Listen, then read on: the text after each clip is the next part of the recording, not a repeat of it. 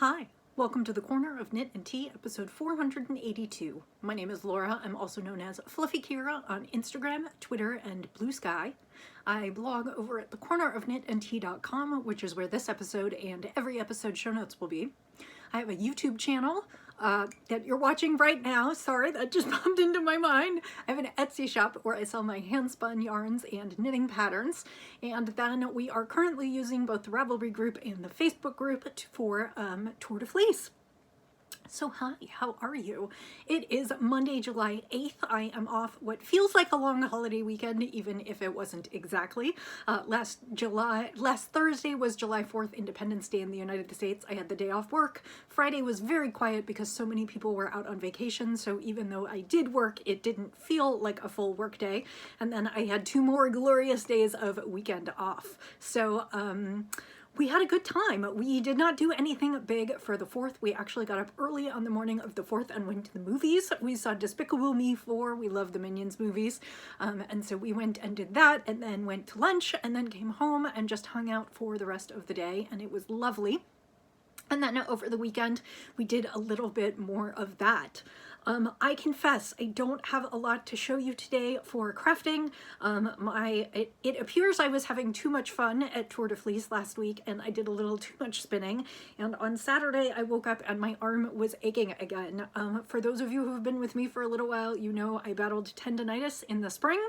And that was kind of what it felt like, although I will say that it doesn't feel nearly as severe as that. I had been working on that for several long months in pain. So I immediately did what I was supposed to do, which is I stopped crafting, I took my leave, I practiced my exercises, and I generally tried to give it a rest this weekend. So I will talk about a few little things today, but I don't have a lot of crafting progress to show you. I'll also talk about what's kind of next for me in terms of crafting, but I don't know whether I'll actually get to them before next week. So that's kind of this is going to be a short one because there's not that much to report. Possibly the most interesting thing I'm going to talk about today is the tea that I'm drinking. My parents in the spring, for my mom's 75th birthday, went to Greece and then went on a Mediterranean cruise. And when they came home, actually when I met up with them back in May at my cousin's bat mitzvah, they gave me some tea and I have consistently forgotten to make it so that I could drink it on the podcast. So this is tea from Sardinia. And all the ingredients, Sardinia is an island. It is one of the Mediterranean islands. It's closest to Sicily, I think, and so it is roughly Italian. I was looking this up in Greek at first, but I was like, no, wait, that's Italian. And also Google Translate told me that. And the tea has a lot of interesting ingredients in it. So it says it's got myrtle, it's got pomegranate, citrus, and saffron. So that is what's in this little container, and it's just it's tea bags, and it doesn't smell like anything else I've ever tasted. So I don't know what I'm gonna think or how I'm gonna feel, but I went ahead and made a cup of it in my bean mug, which is the roastery coffee shop nearest to me. It's like on a main street in a really small town, just a couple towns over, and it's a great place. But today I am drinking tea from Sardinia, and it's actually, I don't know if I can show you because I don't want to spill it on my keyboard. It's almost looking a little bit blue, and I know pea flower does that, but I didn't know that any of these other things did. So let's see what we've got. That's interesting.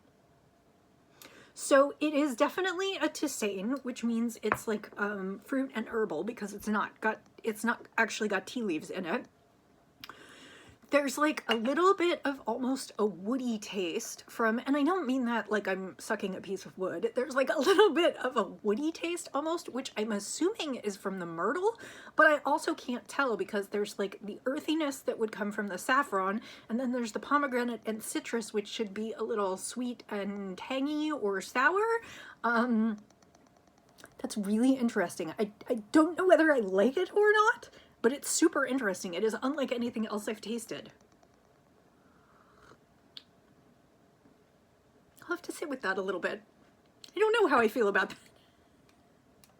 So thanks to my mom who brought that back for me because it's always interesting to try things from new places, even if it doesn't end up being your favorite. And I will keep the tin because it's just super cute and I love it.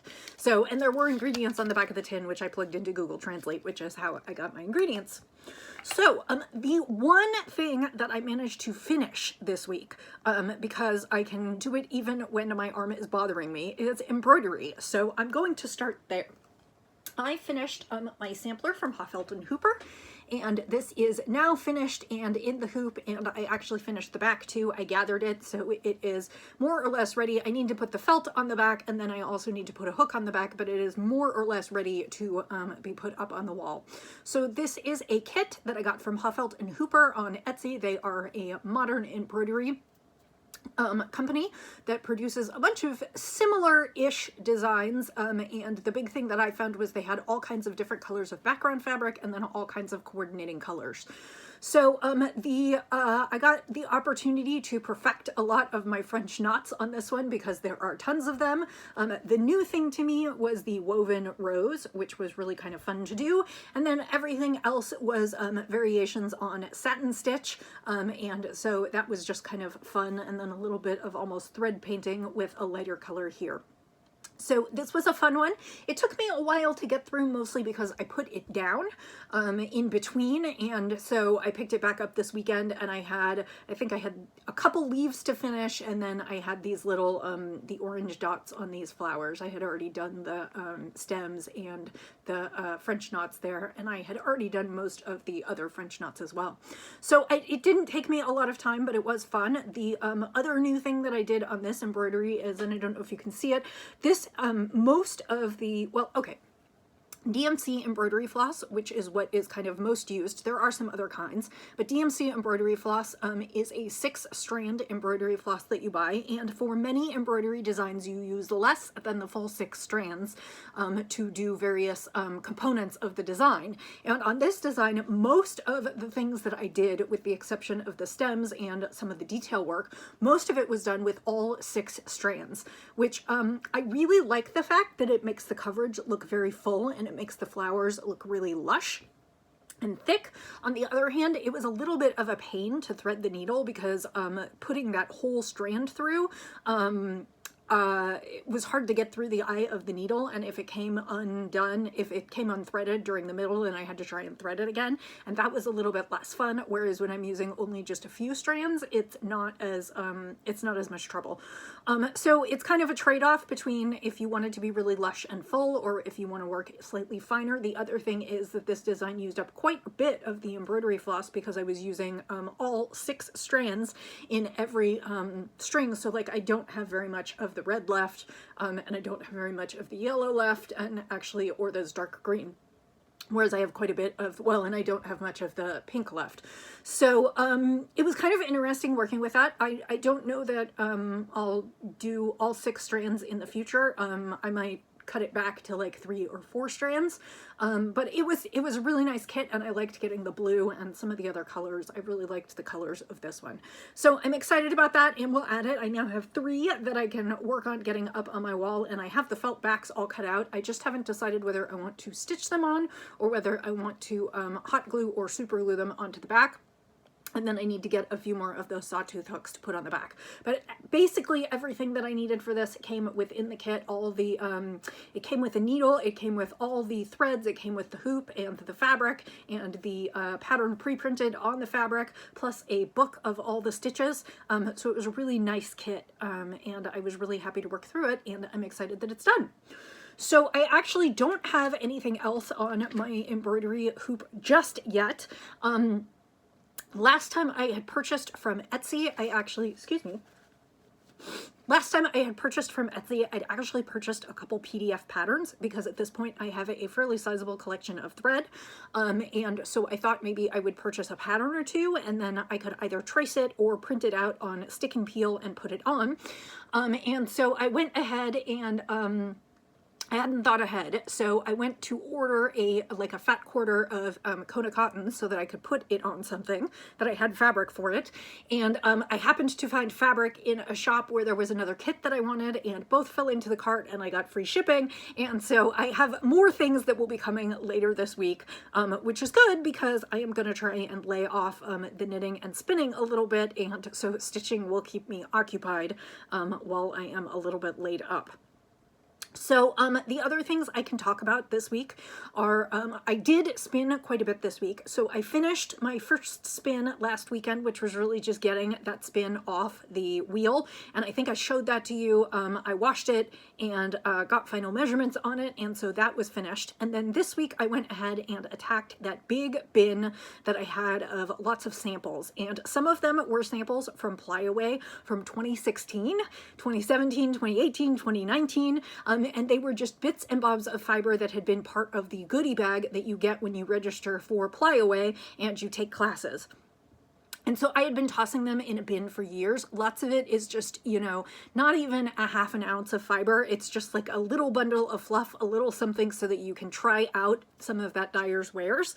And they are kind of all kinds of different colors. And at first I really was going to try and be good and be random and just pick one at random. And then I was like, I couldn't do it. So I pulled out a lot of the jewel-toned bits and bobs out of that, and many of them trended towards purple, and so I kind of spun all of those up first. And then I had a bunch of things that were not white, but were close to it. So they were lavender, and I actually had some bits and bobs left over from the yarn that I'm spinning for my chicken. If you've been with me for a while, you'll know about that. I had taken some spots of yarn out of there. There are spots that are like really pale. They're either undyed or very kind of silver or very lavender. And the issue is that when I knit them in with the other neutral yarn that I'm using for my chicken, they don't show up as well. And so I have been pulling those lighter bits and bobs out of the fiber and only spinning the darker bits. And so I had a bag of those. And so I spun a bobbin full of what would be classified as a light lavender or silver or natural with just a little bit of a purple tone to it. And then what I was doing was I was going ahead and plying those two bobbins together. So I had probably about 2 ounces or a little bit more of those like dark jewel tones, and then I had more than 2 ounces of the light color, and so I was playing them together, which was giving me a marled kind of dark jewel tone and kind of a little bit lavender yarn. And I'm so on the yarn that's coming out. I'm not sure that that was necessarily the way to go, but I'm committed, I'm in. And it was partway through plying that I woke up one morning and or I had plied like half of it the night before, and when I woke up in the morning on Saturday, my arm was just aching, and I was like, this is not a good sign. So I haven't touched it since. So I didn't bring it to show you because the bobbin is half plied on the wheel and it's connected to my Lazy Kate and everything, and I've kind of just left it where it is. My hope is that maybe I'll be able to get it off the wheel this week because plying requires slightly different movements than actually spinning.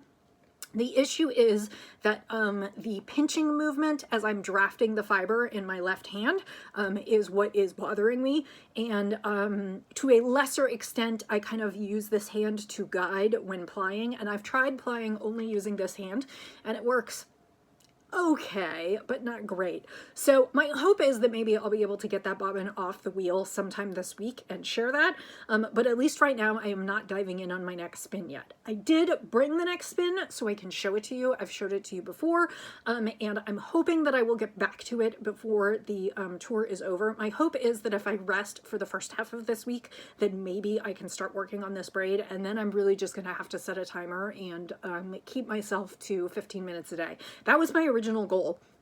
And what I thought was, well, okay, as long as my arm feels good, I can continue to spin. And if it starts to feel like it's getting tired or achy, then I should stop.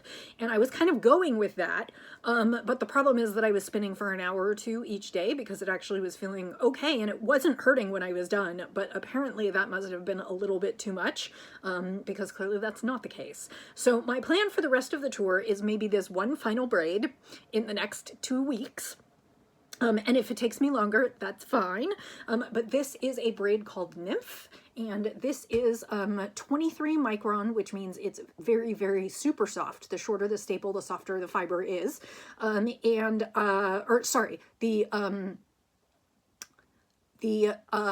tinier the width of the fiber, which is what the 23 micron is saying. Staple length has to do with how long the lock is. The micron is the actual width. So if you put it under a microscope, how wide would the hairs be? And 23 micron, the tinier the measurement on that, the closer to like cashmere and pure luxury you have. And so 23 micron is a really nice merino, soft and squishy, and this is gray merino. And then it's got these great colors. It's got pinks and purples and gray and brown, and it's just really lush. And I'm very excited to spin this braid, and so my plan is to spin this braid slow and steady, and I really am going to wait a couple more days, and then I'm going to set a timer and spin 15 minutes a day and do what I can do until my arm feels a little bit better. Luckily, I just recently had physical therapy, so I've been taking my leave and doing all of my exercises and using a little bit of CBD oil on it and a little bit of icing and a little bit of heat. And so, and it doesn't feel, last time I could feel like I had a big knot in my arm, and I don't feel that this time. So hopefully I will be able to kind of cut back a little bit and work on that. So the second thing that I picked up this weekend, because I thought I might be able to do a little bit of it, is some sewing. And I didn't bring it to show you because I'm not happy with it. But what I did is I put together the quilt sandwich on that second quilt. A while back, I showed you the quilt that's actually right over here. I was doing 2 children's quilts based out of a jelly roll. And so I went ahead and sandwiched together the second one. And I started to quilt it in what I thought I was going to do, which was some, what I was hoping for were straight lines, but also kind of angled a little bit. So they were, the line itself was supposed to be straight, but it wasn't necessarily supposed to be like perpendicular or parallel with the lines on the quilt. It was supposed to vary a little bit, and what ended up happening is I kept wiggling, and it really wasn't doing what I wanted it to do, so I'm gonna have to rip that out and figure out how I'm going to quilt that. I have been trying to teach myself how to quilt small quilts on my sewing machine, and I have really been enjoying free motion quilting loops and swirls, but my machine doesn't enjoy that as much, and so I was trying to do something that would be a little bit easier to quilt and tax my machine a little bit less. And I will say that the stitches on the quality of the stitches on the quilt that I was working on this weekend are fine. Like, I'm not having issues with the bobbin thread or the weird tension or anything like that. It's just that, like, you see me, I put some painter's tape on the quilt, and you see me like go down the line, and then I had to like readjust the quilt. And so I readjusted it even with the needle down, but then you can see that the line takes a little bit of a shift. And then on one of the lines, I didn't put the tape on there, and so you can see that it kind of like curves like that. It's just not working for me. And I don't know why I thought I could do a straight line all the way down the quilt, because I already have a trouble sewing in a straight line even when I'm sewing strips together. So it was ill thought out on my part, and I will be sitting with the seam ripper a little bit this week and hopefully getting that back into shape. So the other thing is that I didn't get to knit this week because I was working on some chicken stuff before, and then I was all set to spend this weekend really digging in on those socks, and of course I didn't pick them up again because when stuff started hurting, I immediately stopped. So I have no progress on those either. What I did bring to show you, just because I have it all set up, I ripped out the sweater that was in progress before, and I am getting ready to work on a new sweater. And did I put the pattern in here? Oh, tell me the pattern is in there. No, it's not. Okay, I didn't put the pattern in here, so I can't show you, but these are the 2 colors. I'm going to be knitting the Hipster Tee, and that is by Joji Locatelli, and these are the 2 colors that I'm using. The dyer is Treasure Goddess, and this is her Yak Toes sock yarn, which is 70% superwash merino wool, 20% yak, 10% nylon, 437 yards to 100 grams. And this is in Song of the Sirens and From the Depths She Rose. So that is what I'm going to be working on this coming week. And that, I'm afraid, is all I have for you today. Thank you to those of you who are spinning along with me on the tour. I have been enjoying seeing your photos. and I'm going to live vicariously through you, because of course I'm not spinning on my own at this point, but I am going to, like I said, watch your spins with much delight, and hopefully later this week I'll get back to a little bit of spinning and maybe a little bit of knitting. I would really like to finish the socks before I start a new top, and they are basically, for the most part, stockinette stitch in the round, which is what I have been using to kind of rehab, as opposed to purl, where I have to kind of twist my arm and do different things. So yeah, so it's not a very exciting report.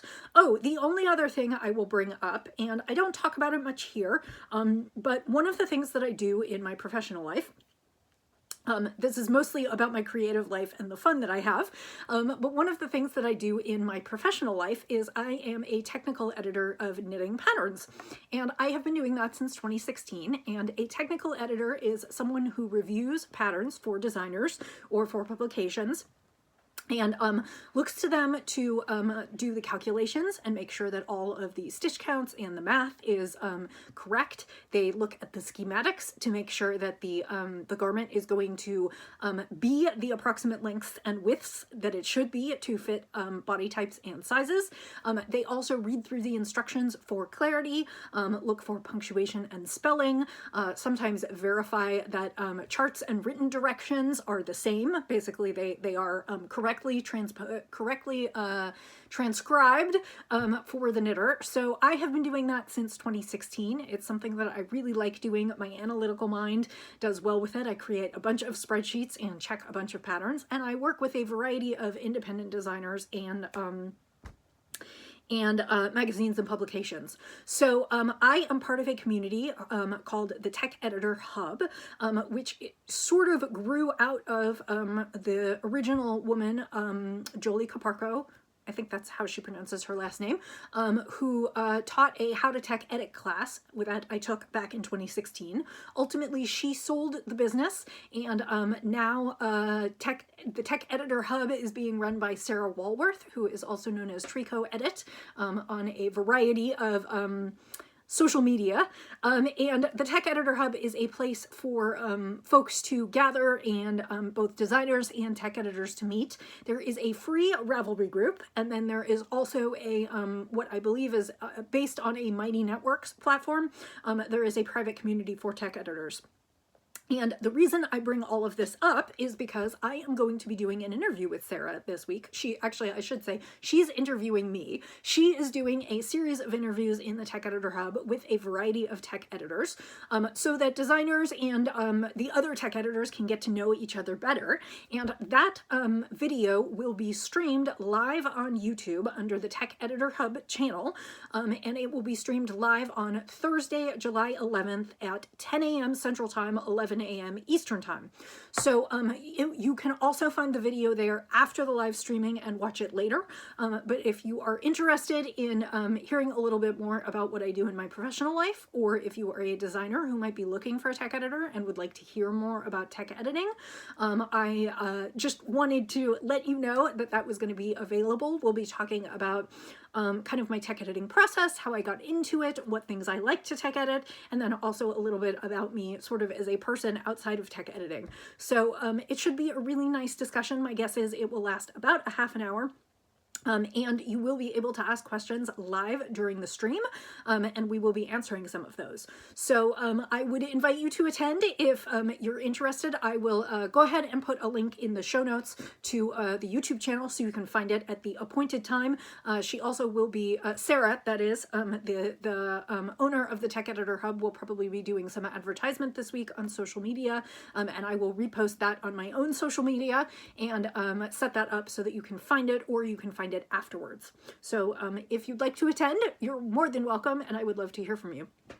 So I will say, as I always do, I hope you have a wonderful crafting weekend ahead. Happy spinning, happy knitting, happy embroidering, quilting, whatever hobby you prefer, and happy sipping, and I'll see you next time. Bye.